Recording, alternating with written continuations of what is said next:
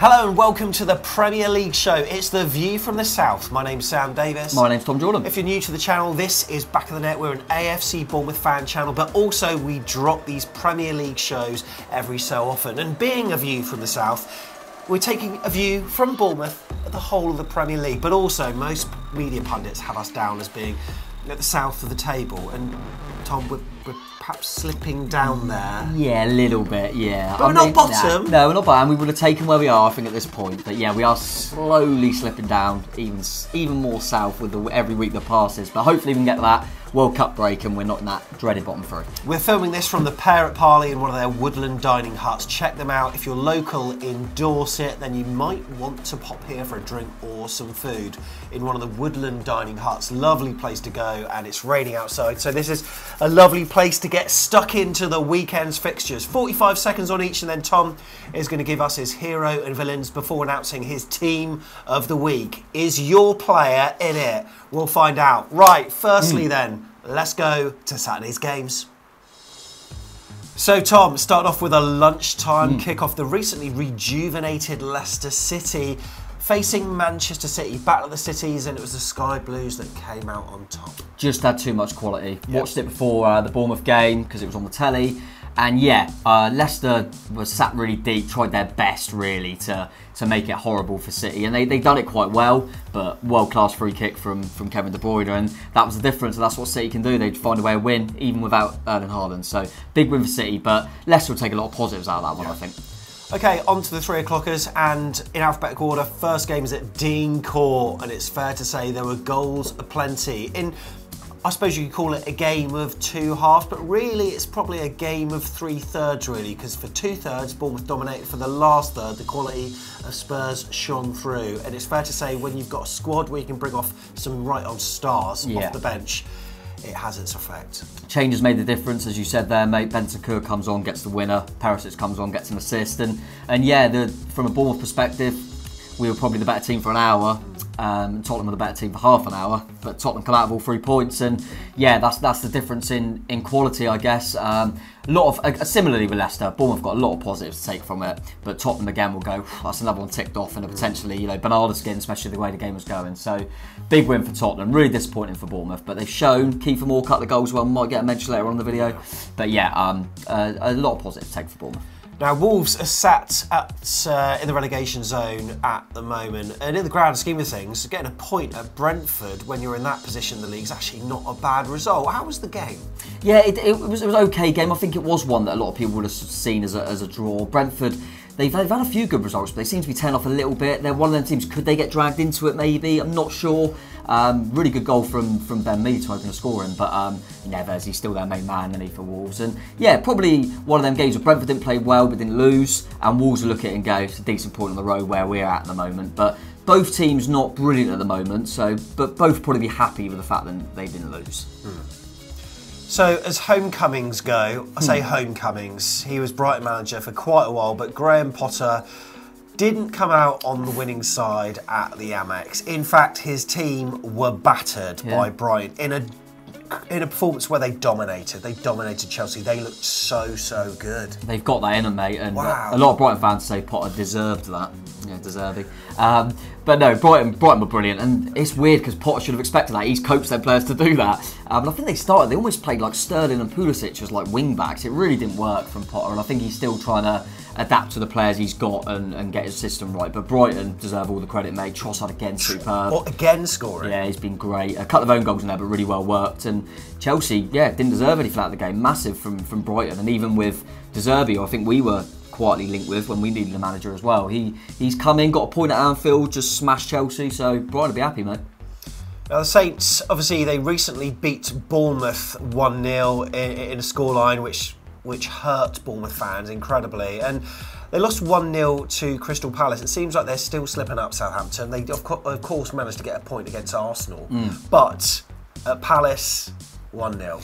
Yeah, it felt like that kind of game where it was going to be quite tight and probably not the most open and exciting game, which it wasn't. But Palace probably deserved to nick it. Edouard with the goal. They had a few decent chances and defended really well, Palace. And big win for Vieira actually. I felt if kind of going under the radar because they play quite good football, but they've been struggling a bit of late. Palace. I think they got slapped to Everton not long ago, and you think if they don't beat Southampton at home, certain things might start going his way. But big win for them, and yeah, Southampton are going to be in that scrap till the end. But will they do what they always do and get away with it? I'm not sure. Okay, next up, St James's Park. Eddie Howe, he's a relegation specialist. He can't manage teams up north. He's defensively clueless. Hello. Yeah, all them things that people are saying now in terms of Eddie Howe, we've been saying for a long time. If you're connected to Bournemouth, this is no surprise.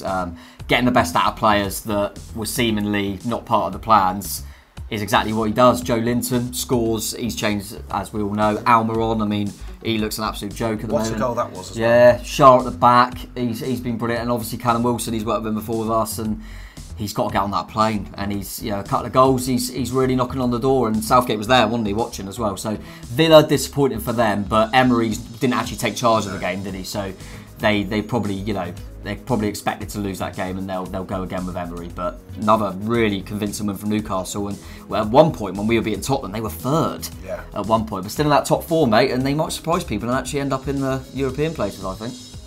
At Craven Cottage, 0-0 between Fulham and Everton. A lot of Fulham fans actually quite disappointed, but they're riding high in the table. They're coping with Premier League life very well, I think. Yeah, they're doing really well. I think it's just one of them at home. The way they're going, they're probably thinking this is another one we can get free. But Everton are doing a little bit better of late. Definitely not one I expected to be goalless, because I think both teams have got goals in, but they're not the best defensively, especially Fulham. I think they play a lot of good football, but they do let you in. We saw that ourselves when we went there. So I was surprised it was goalless. But Fulham should take credit from that in the sense that they've been good going forward, a little bit vulnerable defensively, and they've kept a clean sheet. Everton, if they can get points on the road and win their home games, they should be alright. So probably another draw that both teams will be relatively okay with. And then a late kick-off on Saturday. Don't often have Saturday night football, but there was at Liverpool and playing Leeds United. Leeds haven't won there in about 21 years or something stupid. 2-1 to Leeds, mate. What were Liverpool like? Were they bad or were Leeds good, or a combination of the two? I think it is a combination of both. Liverpool don't look right, do they?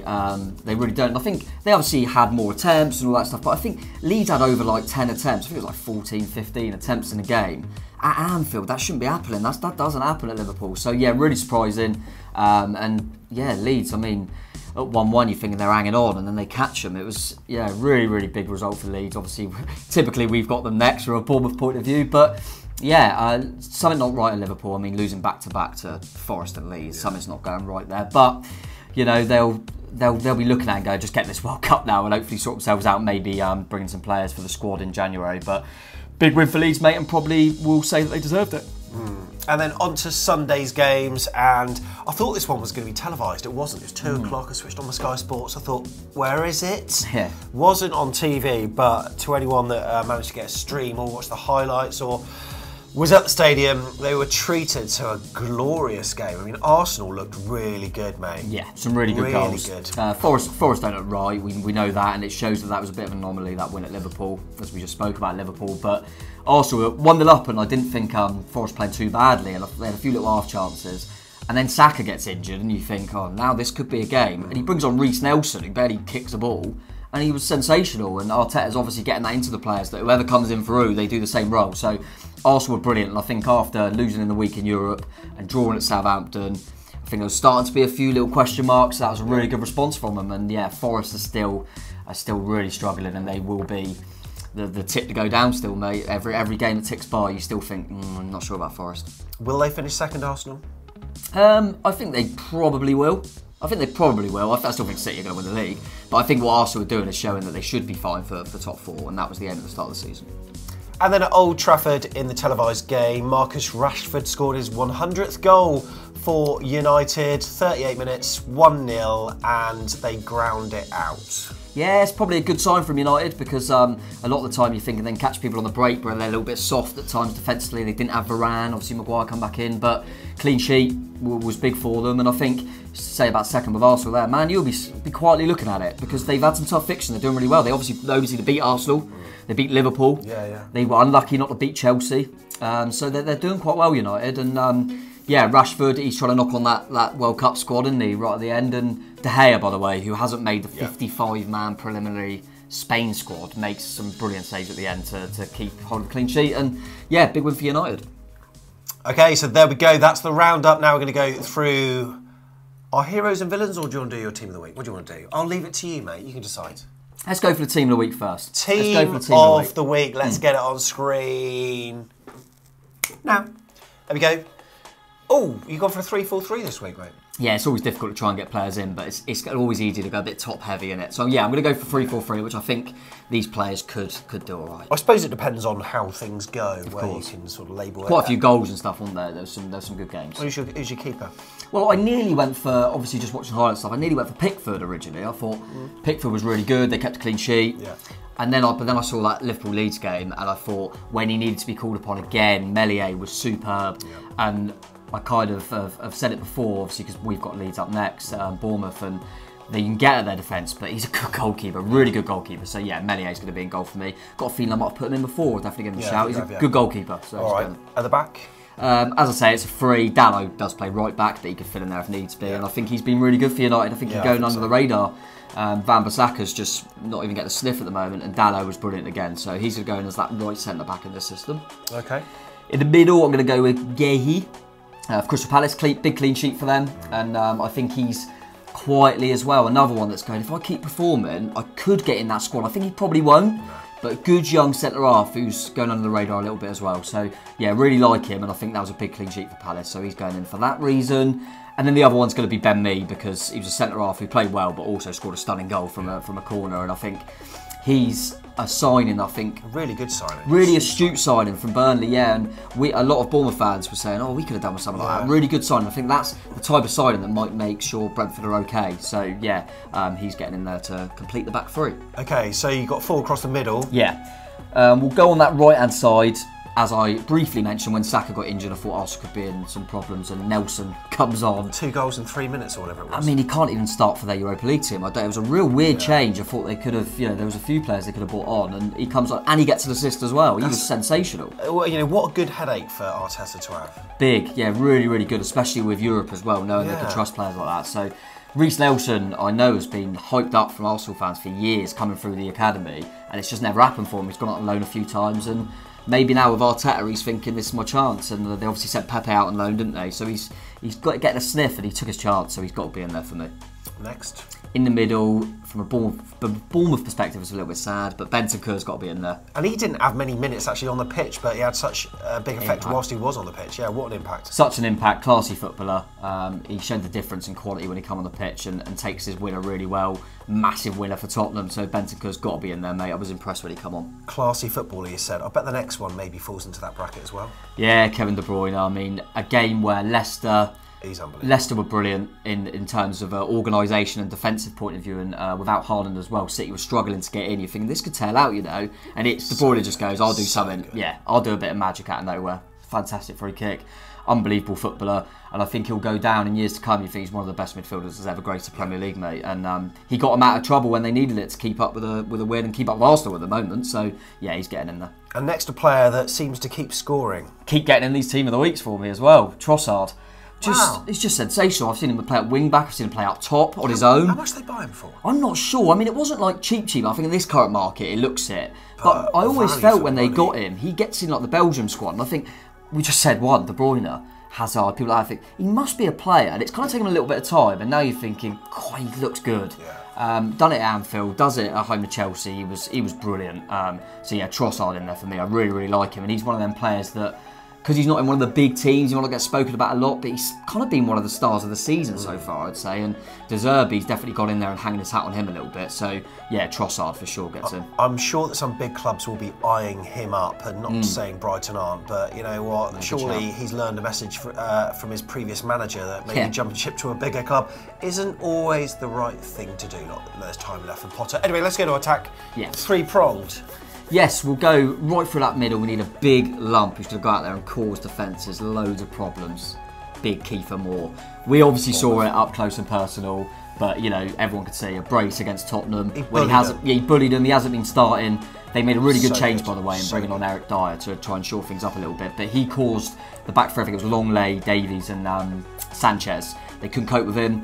Really good centre forward. He hasn't been starting all the time for Bournemouth, as everyone knows. He's kind of that backup of Solanke, and we see him as that, but not anymore. I think we really think he's an option that could really help us. And also defensively, he was very good as well, making some really good clearances. Yeah, and he probably gives you more of a press and that than you appreciate. He's not really slow or anything. He's got really good attributes to his game. Really nice finish, and then scores a beautiful header. Yeah. So Kiefer Moore, unfortunately on the losing side, but he certainly deserves to get in there, because another one, a bit like we said about Nelson, that took his chance. He got back in the starting lineup, scored a brace, so he's definitely in. Is there another Bournemouth connection we can add? Callum Wilson, another brace. And yeah, look what Eddie's doing there is brilliant, but they've got a man that's putting the ball in the net. He's just, every time he gets injuries, I think, oh, could this affect him again? He could have scored 3 or 4. Yeah. Hit the bar. Yes. 4 saves, brilliant. He just comes into the team after injuries and just picks up where he left off and just puts the ball in the net. And I'm telling you now, this is no bias at all, but if Harry Kane were to get injured, touch wood he doesn't, in the World Cup, who do you want? You want Callum Wilson. Surely you want Callum Wilson. He's got to go on the plane for me. And as I say, Southgate was at the game as well, which would help him. So yeah, Callum Wilson's in there. And? Somerville at Leeds has to. He's only 21, isn't he? Yeah, really young. Someone that's been spoke about a lot as a really highly rated player at Leeds. And you're thinking, will he go out on loan? All them sort of things. But gets the nod at Anfield and gets a winner. I mean, what a moment for the lad. I think he got booked because he took his shirt off. I almost want him to get booked when he scores a winner at Anfield like that. Go and enjoy yourself, mate. But we get to go to Leeds next, and I'm really interested to see what he's like, because he's someone that's really highly thought of. So yeah, Somerville has to be in. There you go, there's Tom's Team of the Week. Have we missed out any shouts? Let us know. Right, on to the heroes and villains. Firstly then, we're going to do our heroes, and we'll start off on the player front, mate. We'll do players and managers, plus we'll give a few shouts. Who's your hero player? So hero, I've got to go off the lad I just mentioned, Somerville. Yeah. As I just said, mate, going to Anfield and scoring the winner like that. That's really instinctive finish, that. It really was, and you know, he's a young, raw talent, and to go and do that'll really set him in good stead. That'll give him so much confidence. So yeah, obviously there's some shout-outs in there, all the players that obviously I mentioned in the Team of the Week. I think Bentancur's unlucky because he come on and saved Tottenham, and Callum Wilson as well. Very unlucky not to get it, but I've got to give that hero to Somerville. I mean, that's what a moment for him, and he deserved that. What about Gaffa? Gaffer, I'm going to let you make the final call. Okay. Because I've got 2 and I can't split. Oh, okay, go on then. Jesse Marsh, under pressure, goes to Anfield and wins. I mean, very good. You think that's nailed on, and then you go, but Brighton, new manager, De Zerbi, playing against the old manager that was deemed as an absolute hero, against Chelsea, winning 4-1. Yeah. How does he not get it? So I'm really struggling to split it, so I'm going to let you make the call. Marsh or De Zerbi? I think... Oh, this is difficult. Only based on Liverpool's topsy-turvy form. I mean, they were trash. I think De Zerbi. Yeah, that's fair shout. Because that, you know, and they smashed them. And Chelsea, Potter hadn't lost, had he? So yeah, that's a fair point. That Chelsea are in a better place than Liverpool at the moment. So yeah, good point. I like that. On to the villains then. Yeah. And let's start with our player. Who's the player that has got a villainous tendency for you this weekend, mate? Yeah, there's no one that stood out, I don't think. There's obviously players in them teams that have let themselves down in terms of like your Liverpools and Chelsea and teams that had a bad weekend. But I think in terms of someone that just let his side down a little bit, it was Diego Costa. Yeah. He's coming to a side, he's getting minutes because they need goals. He ain't delivering, and then he just stupidly puts his head on someone. They don't need that. Wolves at the moment, decent point from, as we mentioned, at Brentford. Yeah. They're really struggling for goals. They're really struggling with a focal point, and he gets himself suspended. And now he won't play until Boxing Day. So he's given himself a nice little Christmas break, hasn't he? Really, really stupid. And we know Costa's got that in him. He's a great striker. Yeah, he's aging, but he's still got that in him. Stupidity. And I think he's, not just for that game, because it was near the end, he's let his side down for the next few. You'd want to be playing Wolves now. They've got no strikers. No. So yeah, really disappointing from Costa. So he's going to be my villain. Okay, what about your manager, mate? You've got, there's a couple of candidates I suspect. Well, as much as I said the 2 candidates got to be Marsh and De Zerbi for the hero, you've got to flip it. And you've got to flip it with Klopp and Potter. But Potter's more isolated for this game, going back to his old club. And I'm probably going to tip it to him, actually, because going back to your old club and setting up the way you do and thinking, you should know your opposition more than anyone. Yeah. So that was really naive from him, which has surprised me because he's tactically very, very good and doing well. And I still think he'll do a decent job there. But I've got to shout out Klopp, but that's probably not just on the isolated game. Yeah. It's in general at the moment. What is going on there?